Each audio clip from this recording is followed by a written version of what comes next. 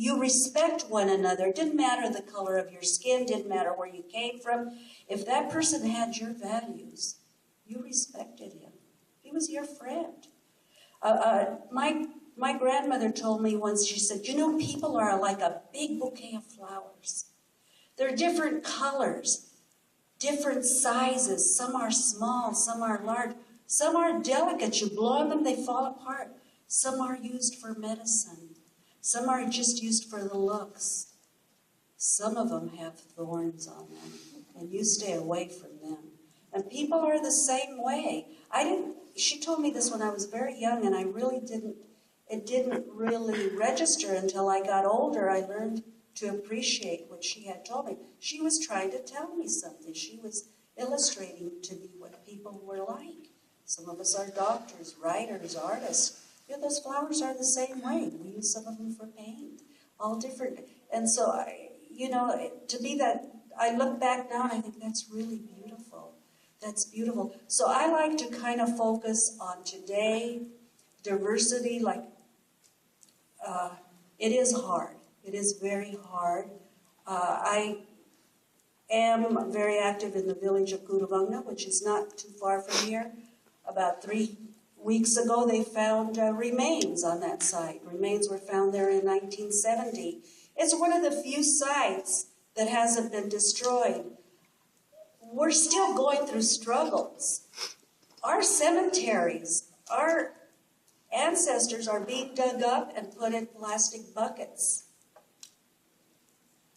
And then the landowner, he's the one that decides what to do with our... Do any of your ancestors get dug up and put in plastic baskets? They would never do that. But they do it to us. We're different. Or that's what they say. Oh no, well, this land is too valuable. We've got to dig them up and move them out, take them someplace else. University High School, we're going through an issue right now. Most village sites in LA have been destroyed.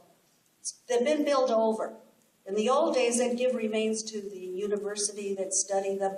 Universities don't want the remains anymore. They don't want them. So they're trying to give them back to the tribes. What are the tribes? Our tribe, in 1970, we were paid $664 for our land.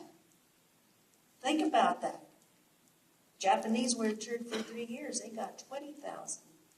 So I could be very angry, but I'm not angry because I feel it's ignorance, and I feel it's up to me as an elder to try to change things. So this, getting back, I'm kind of floating around here, but getting back to the village of Kuduvangna, it's one of the few villages that we've managed to collect all the artifacts that have been found in for the past 20 years. We have a cultural center now and a museum on site. But every year it's a struggle. Not too long ago, 2 years ago, the Y wanted to take the land and make a parking place out of it. The area is beautiful. I invite you to visit it. It's got natural springs, water, beautiful. And we maintain the area. We use it for cultural events. I don't care if you're Chinese, Japanese, African American, as long as it's traditional. You're welcome to use the grounds. And we're educational. Of course, we focus on the Tonga Indians, and because so much of our culture has been lost. And so we do focus on that. But enough is enough. And I want to thank you all for inviting me, and I'm looking forward to any questions you have, and thank you again.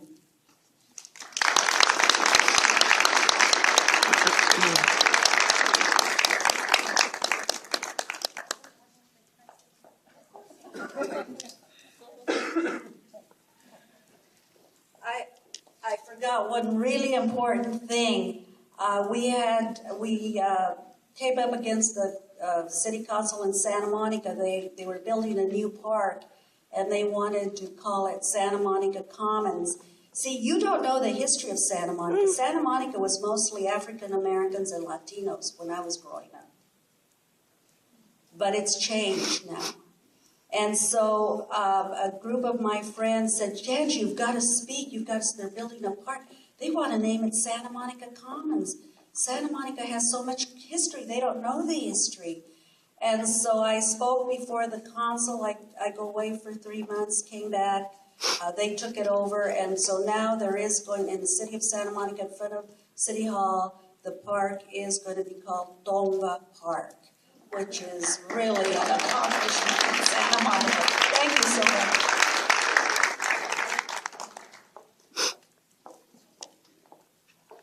Thank you, Angie. I really appreciate your involvement, and we appreciate hearing from you and making sure that we honor appropriately our community ancestors. Before introducing our keynote speaker, I just want to take maybe 20 minutes to read the names of the people who participated in putting this symposium together. I'm going to ask you to stand for a quick second. Just want to make sure we applaud you. You have done a fantastic job, and I want to make sure that there is, even if it's a quick second, to thank you for the work that you have done.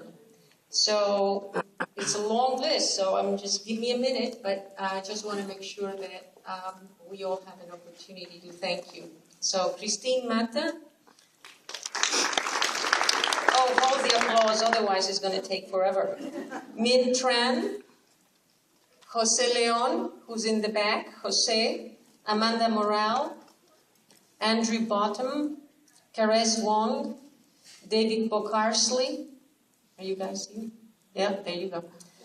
David Miller, Donna Robinson, Emily Rowe, Jana Sengupta,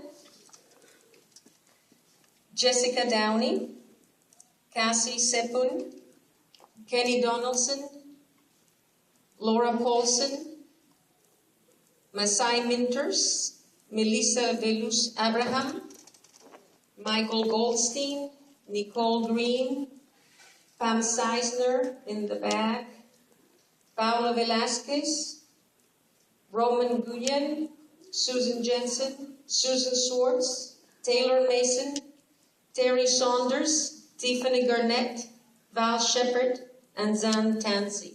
Thank you all so very much.